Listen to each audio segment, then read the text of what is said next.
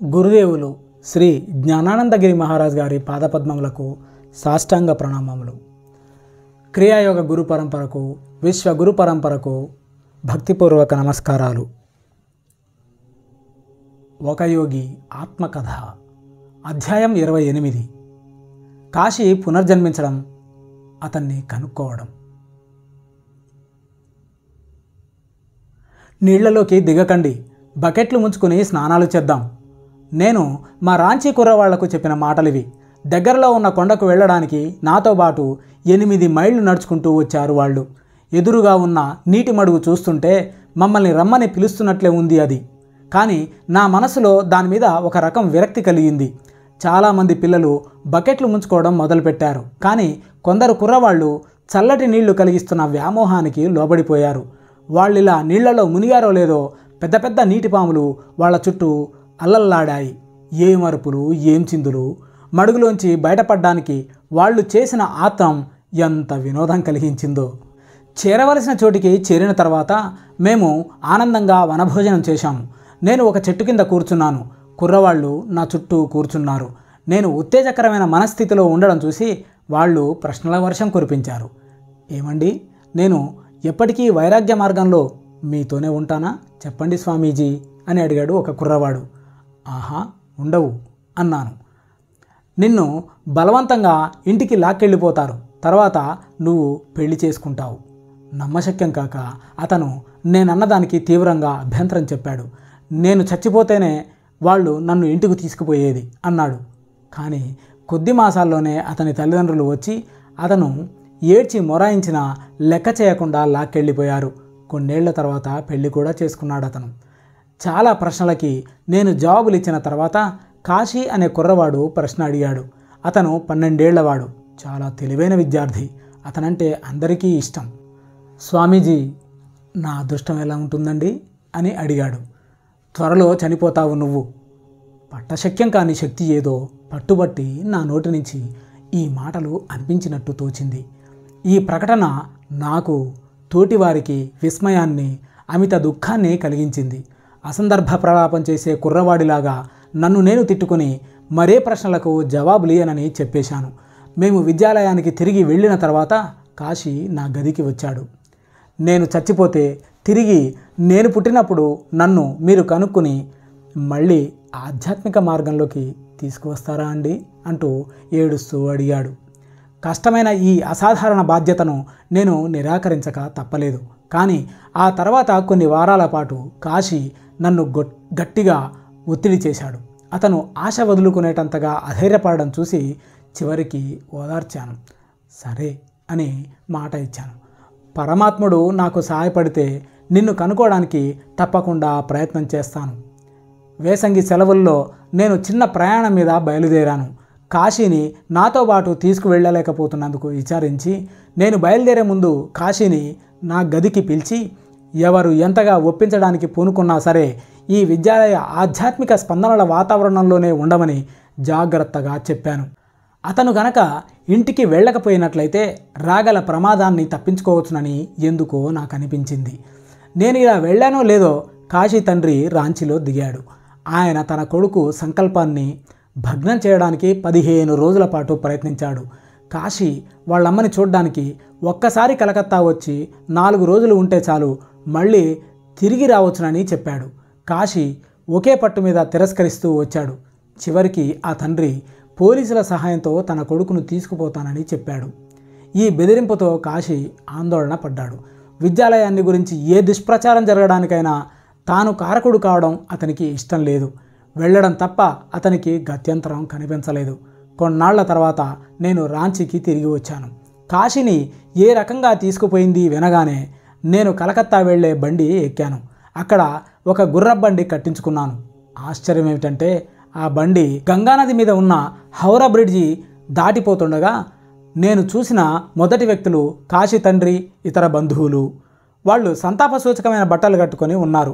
మా బండివాణ్ణి ఆపమని అరిచి గబుక్కున బండిలోంచి ఉరికి అభాగ్యుడైన ఆ తండ్రి వైపు తేరిపారా చూశాను. హంతక మహాశయ, నా కుర్రవాణ్ణి చంపేశారు మీరు అంటూ కొంత మటుకు అనుచితంగానే అరిచాను. కాశీని బలవంతంగా కలకత్తాకు తీసుకువచ్చి తప్పు చేశానని అప్పటికే గ్రహించాడు ఆ తండ్రి. అక్కడున్న కొద్ది రోజుల్లోనూ ఆ అబ్బాయి కలుషితమైన ఆహారం తిని కలరా వచ్చి చనిపోయాడు. కాశీ మీద నాకున్న వాత్సల్యము పోయిన తర్వాత మళ్ళీ అతన్ని కనుక్కుంటానని చేసిన వాగ్దానము నన్ను రాత్రింబగళ్ళు వెంటాడుతున్నాయి. నేను ఎక్కడికి వెళ్ళినా సరే అతని ముఖం నా కళ్ళ ముందు ఆడుతూనే ఉంది. పోయిన మా అమ్మ కోసం చాలా కాలం కిందట ఎలా అన్వేషించానో అలాగే అతని కోసం కూడా చిరస్మరణీయమైన అన్వేషణ మొదలుపెట్టాను.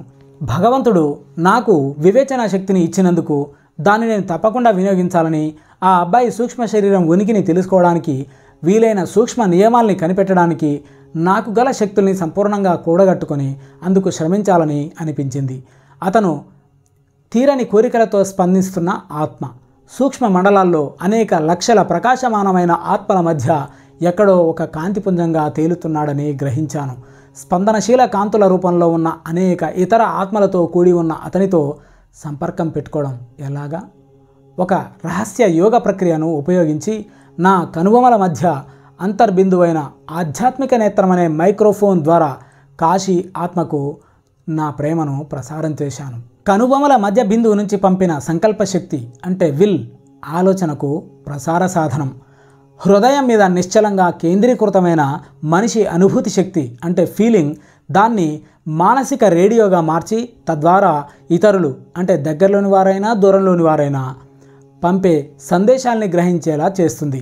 టెలిపతిలో ఒకని మనసులోని ఆలోచనల సూక్ష్మ స్పందనలు సూక్ష్మ ఆకాశం అంటే ఆస్ట్రల్ ఈథర్ గుండాను తర్వాత స్థూల భూ సంబంధమైన ఆకాశం ఈథర్ గుండాను సాగి విద్యుత్ తరంగాల్ని సృష్టిస్తాయి. ఈ విద్యుత్ తరంగాలు అవతల వ్యక్తి మనసులో ఆలోచన తరంగాలుగా రూపొందుతాయి. కాశీ త్వరలోనే భూమికి తిరిగి వస్తాడని, నేను గనక అవిచ్ఛిన్నంగా అతనికి నా పిలుపుని ప్రసారం చేసినట్లయితే అతని ఆత్మ జవాబిస్తుందని సహజావబోధాత్మకమైన అనుభూతి పొందాను. కాశీ పంపించే అత్యల్ప ఆ వేగాన్ని కూడా నా వేళ్లలోనూ ముంజేతుల్లోనూ వెన్నులోనూ అనుభూతం చేసుకోవచ్చునని నాకు తెలుసు. అతను ఈ పాటికి ఏ తల్లి గర్భంలోనో పిండంగా శరీర ధారణ చేసి ఉంటాడన్న నమ్మకం నాకు కలిగింది. అందుచేత అతనున్న స్థలం ఏ దిశగా ఉందో కనుక్కోవడానికి పైకెత్తిన నా చేతుల్ని గ్రాహకాలు అంటే యాంటెనాలుగా ఉపయోగిస్తూ తరచూ నేను గుండ్రంగా తిరుగుతూ ఉండేవాణ్ణి. ఏకాగ్రత సంధ్యానితమైన నా హృదయం అనే రేడియోలో అతని నుంచి వచ్చే ప్రతిస్పందనని అందుకోవాలని ఆశించాను. కాశీ చనిపోయిన తర్వాత 6 నెలల పాటు నేను ఈ యోగ ప్రక్రియను తరగని ఉత్సాహంతో నిలకడగా సాధన చేశాను. ఒకనాడు పొద్దున కలకత్తాలో జనసమ్మర్దంగా ఉన్న బౌ బజార్ అనే పేటలో కొంతమంది స్నేహితులతో పాటు నడుస్తూ మామూలు పద్ధతిలో చేతులు పైకెత్తాను. మొట్టమొదటిసారిగా ప్రతిస్పందన వచ్చింది. నా వేళ్లలోంచి అరిచేతుల్లోంచి విద్యుదావేగాలు లోపలికి ప్రసరిస్తూ ఉండడం కనిపెట్టి పులకించిపోయాను. ఆ విద్యుత్ ప్రవాహాలు నా చైతన్యంలోని ఒకానొక గహనాంతర స్థానం నుంచి అత్యంత ప్రబలమైన ఆలోచనగా రూపాంతరం చెందాయి. నేను కాశీని నా దగ్గరికి రండి. నేను హృదయం అనే రేడియో మీద ఏకాగ్రత నిలిపినప్పుడు ఆ ఆలోచన దాదాపుగా నా చెవికి వినిపించింది. ప్రతి ఆత్మ పరిశుద్ధ స్థితిలో సర్వజ్ఞత్వం ఉన్నదే. కాశీ ఆత్మ కాశీ అనే పిల్లవాడి సహజ లక్షణాలన్నీ గుర్తుంచుకుంది కనుక నేను అతన్ని గుర్తుపట్టేలా చేయడానికని అతని బొంగురు గొంతును అనుకరించింది.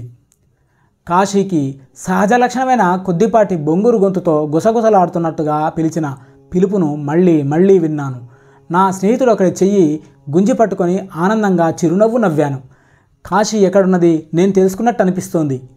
నేను గిరగిరా తిరగడం ప్రారంభించాను. నా స్నేహితులు దారిన పోయే జనము చోద్యంగా చూస్తున్నారు. నేను దగ్గరలో ఉన్న ఒక సందువైపు తిరిగి ఉన్నప్పుడు మాత్రమే నా వేళ్లల్లో విద్యుత్ తరంగాలు జల్లు అనిపిస్తున్నాయి. ఆ సందుకు సర్పెంటైన్ లేన్ అంటే పాము సందు అన్న పేరు సరిగానే సరిపోయింది. నేను తక్కిన వేపులకు తిరిగినప్పుడు ఆ సూక్ష్మ విద్యుత్ ప్రవాహాలు అంతరించాయి. కాశీ ఆత్మ ఈ సందులో ఒక ఇంట్లో ఒక తల్లి కడుపులో ఉందన్నమాట అనుకున్నాను. నేను నా స్నేహితులు సర్పెంటైన్ లేన్లోకి నడిచాం. పైకెత్తి ఉన్న నా చేతుల్లో స్పందనలు బలమై వెనకటి కన్నా స్పష్టమయ్యాయి. ఏదో ఒక అయస్కాంత శక్తి పనిచేసి నన్ను రోడ్డుకు కుడిపక్కకు లాగేసింది. ఒక ఇంటి గుమ్మం దగ్గరికి వెళ్ళేసరికి నా కాళ్ళు స్తంభించిపోవడం చూసి ఆశ్చర్యపోయాను. ఊపిరి కూడా బిగబట్టేసి గాఢమైన ఉద్రేకంతో తలుపు తట్టాను. ఒక పని మనిషి వచ్చి తలుపు తీసింది. అయ్యగారు ఇంట్లోనే ఉన్నారని చెప్పింది. ఆయన 2వ అంతస్తు నుంచి మెట్లు దిగి వచ్చి సంగతి ఏమిటన్నట్టుగా నా వైపు చిరునవ్వు నవ్వారు. నేను అడగదలుచుకున్న ప్రశ్న ఎలా ఉండాలో మనసులో ఇంకా అనుకోనే లేదు. అది ఒక రకంగా సంగతము, మరో రకంగా అసంగతము కూడా. ఏమండి, మీరు మీ భార్య సంతానం కలుగుతుందని సుమారు 6 నెలల నుంచి ఎదురు చూస్తున్నారా? దయచేసి చెప్పండి. చాలామంది మానవులు భౌతికంగా మరణించిన తర్వాత సూక్ష్మలోకంలో 500 నుంచి 1000 సంవత్సరాల వరకు ఉంటుంటారు. కానీ జన్మకు మధ్య ఇంత వ్యవధి ఉండాలన్న నిశ్చిత నియమం ఏదీ లేదు. భౌతిక శరీరంలో కానీ సూక్ష్మ శరీరంలో కానీ ఒక మనిషికి కేటాయించిన జీవితకాలం అతని కర్మానుసారంగా పూర్వనిర్ధారితమై ఉంటుంది. చావు, చిన్న చావు అనిపించుకునే నిద్ర కూడా మర్త్యులకు ఆవశ్యకమైనవే. ఆత్మ సాక్షాత్కారం పొందని జీవిని ఇవి ఇంద్రియ బంధనాల నుంచి తాత్కాలికంగా విముక్తం చేస్తాయి. మానవుడి మౌలిక ప్రకృతి ఆత్మ కనుక అతడు నిద్రలోనూ చావులోనూ తన అశరీరత్వాన్ని పునరుజ్జీవింపజేసే జ్ఞాపికలు కొన్ని పొందుతాడు. హిందూ పవిత్ర గ్రంథాల్లో చెప్పిన ప్రకారం సమతులన కర్మ నియమం చర్య ప్రతిచర్యలకు, కార్యకారణాలకు, బీజావాప ఫలోపలబ్ధులకు సంబంధించినది. ప్రతి మనిషి తన నైసర్గిక ధర్మవర్తనలో తన ఆలోచనల ద్వారాను చేతల ద్వారాను తన భవితవ్యాన్ని తానే మలుచుకుంటాడు. తెలివిగానో తెలివి తక్కువగానో అతడు చాలనం చేసిన విశ్వశక్తులు ఒక బిందువు దగ్గర మొదలైన వృత్త పరిధి తప్పనిసరిగా ఆ బిందువు దగ్గరికే తిరిగి వచ్చి వృత్తం పూర్తయినట్టుగా ఆరంభ కేంద్రమైన అతని దగ్గరికి తప్పనిసరిగా తిరిగి రావాలి. ఈ ప్రపంచం ఒక గణిత సమీకరణంలా కనిపిస్తుంది. నువ్వు దాన్ని ఎలా తిప్పు దానంతట అది సమతులనం చేసుకుంటుంది. నిశ్శబ్దంగాను నిశ్చయంగాను ప్రతి రహస్యము వెల్లడవుతుంది. ప్రతి నేరానికి శిక్ష పడుతుంది. ప్రతి సుగుణానికి బహుమతి వస్తుంది. ప్రతి అన్యాయానికి పరిహారం లభిస్తుంది. ఎమర్సన్ కాంపెన్సేషన్లో జీవిత అసమానతల వెనక ఉన్న కర్మను న్యాయమాత్రంగా అవగాహన చేసుకున్నప్పుడు మానవ మనస్సులో దేవుడి మీద మానవుడి మీద ఉన్న ఆగ్రహం తొలగిపోవడానికి అది తోడ్పడుతుంది. ఏమండి, మీరు మీ భార్య సంతానం కలుగుతుందని సుమారు 6 నెలల నుంచి ఎదురు చూస్తున్నారా? దయచేసి చెప్పండి. అవునండి, నిజమే. నేను సాంప్రదాయకమైన కాషాయ వస్త్రాలు ధరించిన సన్యాసినని గమనించిన ఆయన మర్యాదగా మా సంగతులు మీకు ఎలా తెలిసాయో దయచేసి చెబుతారా అని అడిగారు. కాశీని గురించి నేనిచ్చిన వాగ్దానం గురించి విన్న మీదట ఆయన ఆశ్చర్యచకితుడై నా వృత్తాంతం నమ్మాడు. పసిమిఛాయగల అబ్బాయి పుడతాడు మీకు అని చెప్పాను. అతని ముఖం వెడల్పుగా ఉంటుంది. నుదుటికి పైన ఒక సుడి ఉంటుంది. అతని ప్రవృత్తి ఆధ్యాత్మికత వైపు మొగ్గి ఉంటుంది అని చెప్పాను. పుట్టబోయే బిడ్డకు కాశీ పోలికలు ఉంటాయని నాకు నిశ్చయంగా అనిపించింది. తర్వాత పసివాణ్ణి చూడ్డానికి వెళ్ళాను. అతనికి కాశీ అన్న పాత పేరే పెట్టారు తల్లిదండ్రులు. ఆ పసితనంలో కూడా అతనిలో నా రాంచీ ప్రేషిష్యుడి పోలికలు కొట్టవచ్చినట్టు కనిపిస్తున్నాయి. పిల్లవాడు నన్ను చూస్తూనే ఆప్యాయత కనబరిచాడు. గతంలోని ఆకర్షణ ఇప్పుడు రెండింతలుగా పెళ్ళుబికింది. చాలా ఏళ్ల తర్వాత కిషోరావస్థలో ఉన్న ఆ పిల్లవాడు నేను అమెరికాలో ఉన్నప్పుడు నాకు ఉత్తరం రాశాడు. సన్యాస మార్గంలో సాగాలని తాను గాఢంగా అభిలషిస్తున్నట్టు వివరించాడు. నేను అతన్ని హిమాలయాల్లో ఉన్న ఒక గురువు దగ్గరికి పంపించాను. పునర్జన్మ ఎత్తిన కాశీని శిష్యుడిగా స్వీకరించారు ఆయన.